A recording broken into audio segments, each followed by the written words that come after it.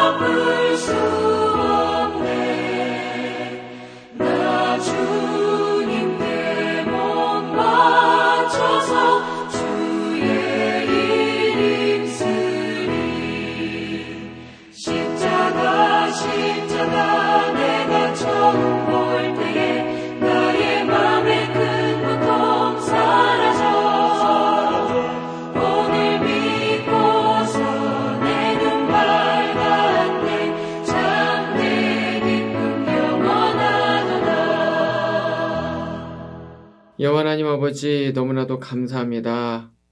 오늘도 하나님 아버지께서 우리에게 너무나도 귀하고 복된 하루를 허락하여 주시고, 무엇보다도 우리가 주님 전에 나와서 먼저 이렇게 기도하며 나아갈 수 있게 하여 주심에 큰 감사드립니다. 하나님, 이 새벽 예배를 통하여서 주님께서 우리에게 주시는 영적 깨달음과 진리가 있기를 소원합니다.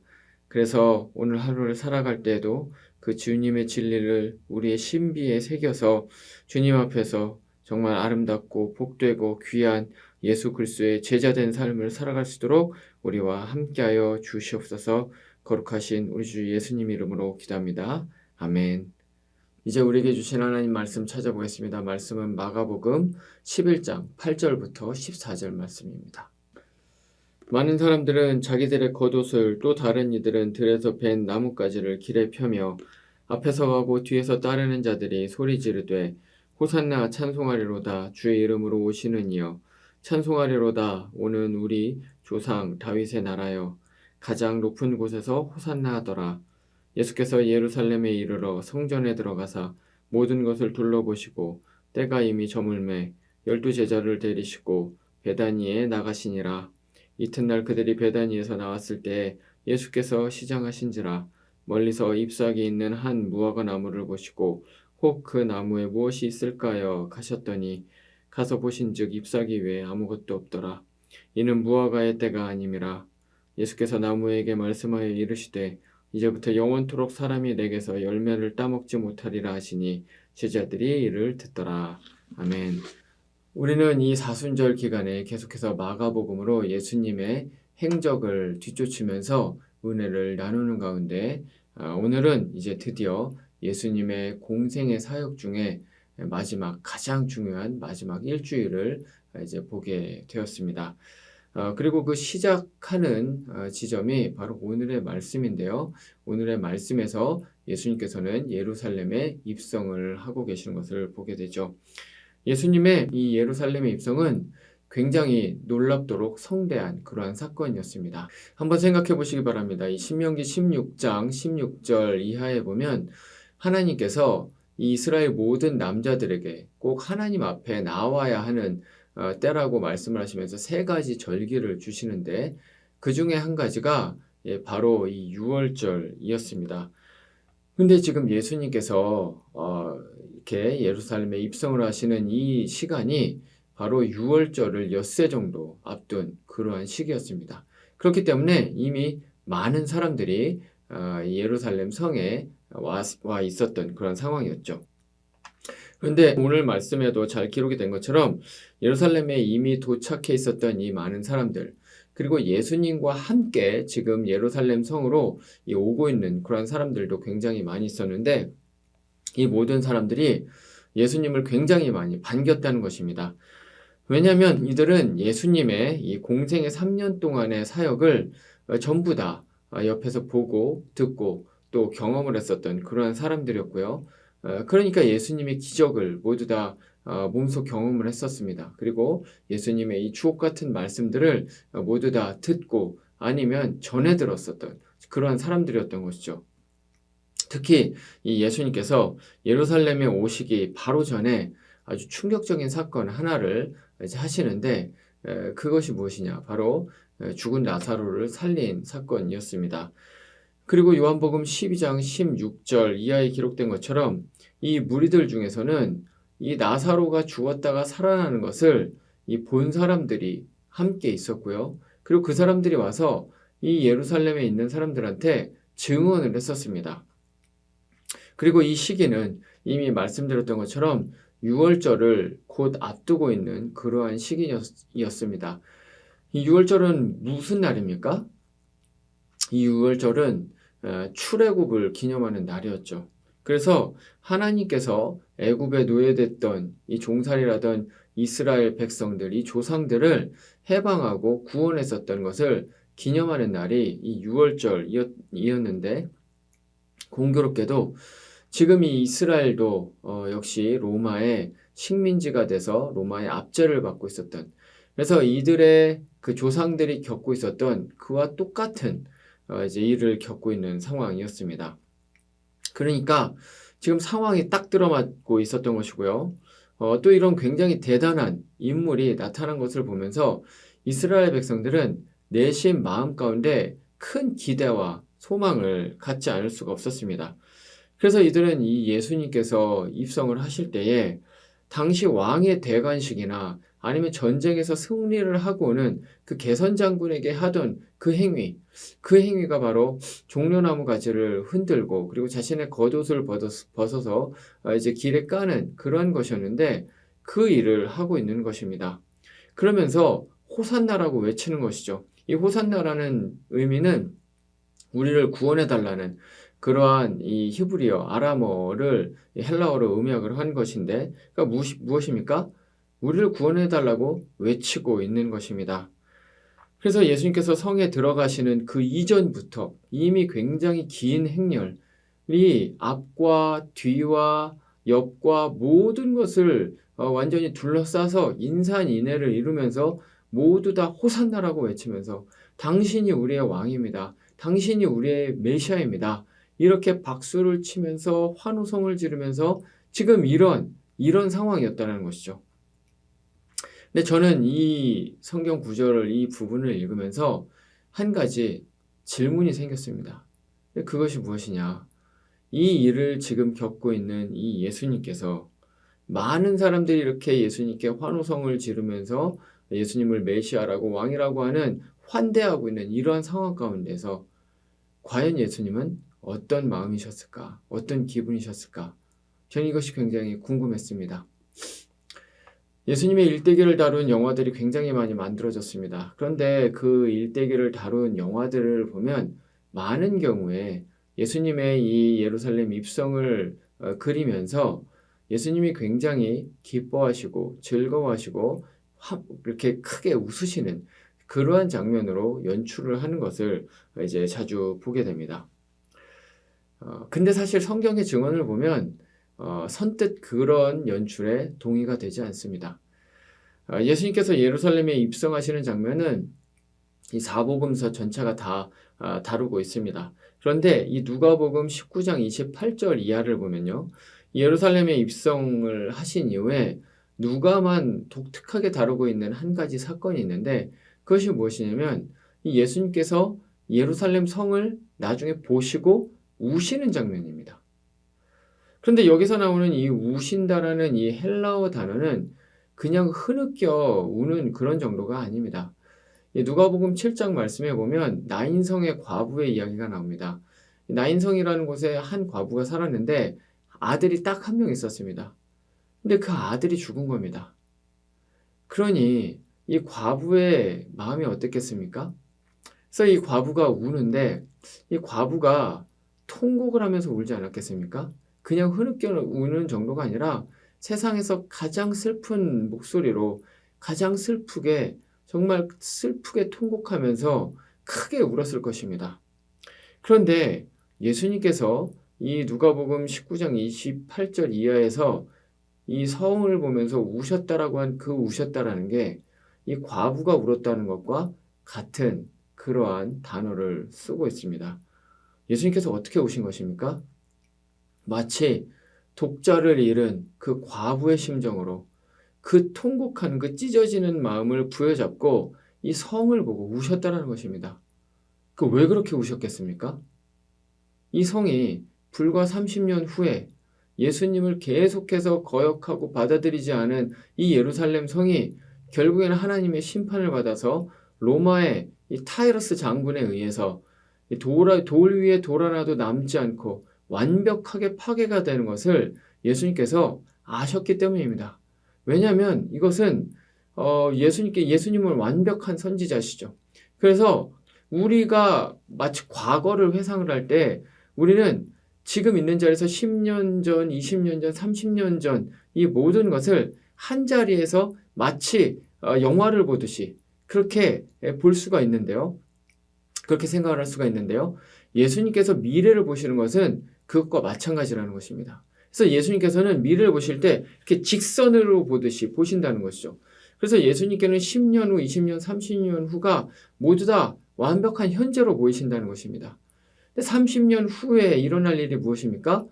이 지금 축제 분위기에 이 떠들썩하게 이제 있는 이 예루살렘 성이 완전히 파괴돼서 시신과 피와 울음소리만 낭자는 그것을 예수님께서 보셨다라는 것이죠. 그러니까 통곡하실 수밖에 없었다라는 것입니다. 뿐만 아니라 요한복음 12장에서 역시 예수님께서 예루살렘 성에 입성을 하는 것을 사도 요한이 잘 기록을 하고 있는데요. 예수님께서 그 이후에 이 예루살렘 성에 입성하신 이후에 이 제자들에게 자신의 죽음에 대해서 설명을 하십니다. 근데 그렇게 말씀하신 이후에 12장 27절 말씀을 보면 내 마음이 괴로우니 무슨 말을 하리오 이렇게 말씀을 하십니다. 왜냐하면 십자가 사역이 예수님께 너무나도 큰 힘든 아픈 사역이었기 때문이었습니다.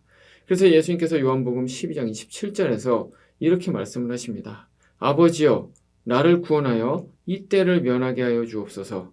그러나 내가 이를 위하여 이때에 왔나이다. 예수님이 이렇게 말씀하십니다. 단 한순간도 십자가 사역, 그 가장 중요한 사명을 잊지 않았던 그 예수님께서 지금 뭐라고 말씀을 하십니까? 나를 구원해달라고, 이때를 면하게 해달라고. 이게 무슨 말입니까? 예수님께 십자가 사역은 극도의 스트레스였다는 것을 보여주는 것이죠. 그리고 예수님께서 예루살렘에 이제 들어오셔서 하시는 이 엿새 동안의 사역은 즐거운 사역이 하나도 없었습니다. 종교 지도자들을 가장 강력한 어조로 비판을 하시면서 이들과 대립각을 세우게 됩니다. 그리고 바로 다음 구절에서 이제 성전에 들어가셔서 그 성전에서 이제 모든 상을 뒤에 엎으시면서 극대노하시는 장면이 또 나오고요. 그리고 마침내는 십자가에 달려 돌아가시는 것입니다. 그러니까 이 6일 동안에 앞으로 예수님께서 치르셔야 되는 이 사역들이 만만치 않은 사역이었다는 것이죠. 기분 좋을 일이 하나도 없는 그러한 상황 가운데 이 모든 것을 다 아시고 예수님께서는 예루살렘에 입성을 하고 계셨다는 것입니다. 그러면 이런 예수님께서 옆에서 사람들이 칭찬하고 호산나라고 얘기하고 왕이라고 당신이 우리의 메시아라고 그런 식으로 이야기를 한다고 한들 예수님의 마음이 기쁘고 즐거운 마음이었겠냐는 겁니다.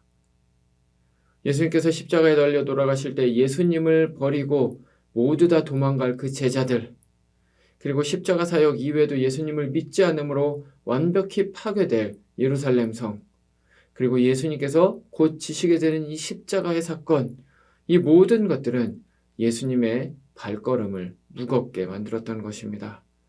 예수님의 예루살렘 입성은 이 선지자 이사야서 53장 7절에서 말을 하는 것처럼 도수장으로 끌려가는 어린 양과 같이, 양털을 깎는 그 앞에서 잠잠한 그 양과 같이 정말 무거운 그러한 발걸음일 수밖에 없었다는 것이죠. 근데 이런 진실을 모르고 지금 여기에 있는 이 모든 무리들은 축제를 방불케 하는 이와 같은 현장을 만들어냈던 것입니다. 하지만 이들은 정확히 6일 후에 예수님께서 자신들이 원하던 메시아가 아니라는 것을 깨닫게 된 이후에 모두 다 예수님을 떠납니다. 예수님이 십자가에 달려 돌아가실 때 누구 한 명도 그 앞에 서서 이분은 그런 나쁜 분이 아닙니다. 이분은 십자가에 달려 돌아가실 그런 나쁜 짓을 한 적이 한 번도 없습니다. 단 한 명도 이렇게 예수님을 위해서 변명하거나 변호한 사람이 아무도 없었다는 것이죠. 그리고 예수님이 돌아가신 이후에 마치 아무 일도 없었던 것처럼 모두 다 자기의 길로 돌아가게 됩니다. 네, 그럼 질문은 이것입니다. 왜 이런 일이 일어났습니까? 도대체 무엇이 잘못된 것입니까? 문제는 이것이었습니다. 이들은 예수님이 누구신지, 예수님이 무엇을 하는 분인지, 예수님이 왜 여기에 오신지 모른 채 그저 자신들이 원하는 메시아이기를 바랬던 것, 그것이 바로 문제였던 것이죠. 좀 더 정확하게 말을 하자면 이들은 자신들의 이기적인 이익을 위해서 오병이어의 기적을 체험했기 때문에 배고픈 우리들에게 빵을 좀 달라는 것입니다. 지금 로마로부터 계속해서 이렇게 압제당하는 것이 너무나도 아프고 힘들고 계속해서 세금 내야 되고 사람들에게 이런 것들이 너무나도 힘드니까 우리에게 제발 메시아가 돼서 우리를 대신해서 싸워줘서 우리를 좀 해방시켜달라. 이게 무엇입니까? 자신들의 이기적인 사리사욕, 탐욕을, 자신들의 욕심을 채워달라는 그러한 의미에서 호산나를 외치면서 종려나무 가지를 흔들고 있었다는 것이죠. 그래서 저는 이 장면을 보면서 기쁘지가 않습니다. 오히려 슬픕니다. 그리고 예수님이 굉장히 짠합니다.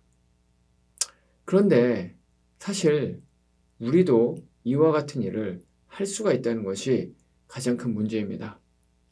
오늘날 교회 공동체는 문턱이 낮습니다. 그래서 교회 공동체에는 여러 많은 무리들이 존재합니다.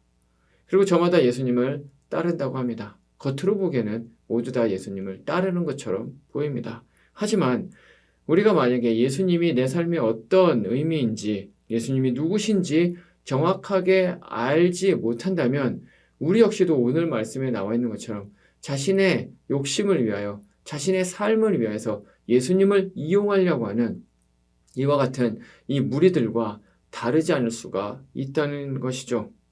그래서 우리 역시도 이와 같은 상황에 직면을 할 수가 있고요. 만약에 우리도 그렇다면 우리 역시도 오늘 본문의 이 무리들처럼 예수님께 실망할 수가 있습니다. 왜냐하면 예수님은 우리의 욕심을 채워주려고 오신 램프의 요정 지니가 아니기 때문에 그렇습니다. 독일이 나치 전체주의 하에 있을 때 독일의 제국교회는 히틀러를 찬양했습니다. 히틀러를 추앙했습니다. 히틀러를 메시아라고 실제로 독일 제국교회 많은 교인들이 이 히틀러를 자신들의 메시아라고 자신들을 구원해달라고 호산나를 외치면서 이 히틀러에게 손뼉을 쳤습니다. 그런데 이때 이것에 저항을 했었던 사람들이 있었는데 그 중에 한 명이 이 디트리 본헤퍼라는 사람이죠.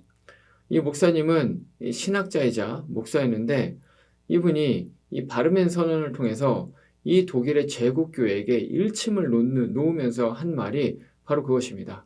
오늘날 우리에게 나에게 예수가 어떤 의미인지 정확히 알고 예수님을 따라라. 그렇게 일침을 놓습니다. 왜냐하면 고민하지 않는 신앙은 헌신과 희생이 없는 값싼 은혜를 말하는 그러한 신앙, 그런 신앙적 삶, 그러한 종교 생활을 낳기 때문에 그렇습니다. 우리 역시도 마찬가지입니다. 오늘날 우리에게 예수님은 누굽니까? 그분이 나에게 어떤 의미입니까? 그분은 나에게 얼마나 중요합니까?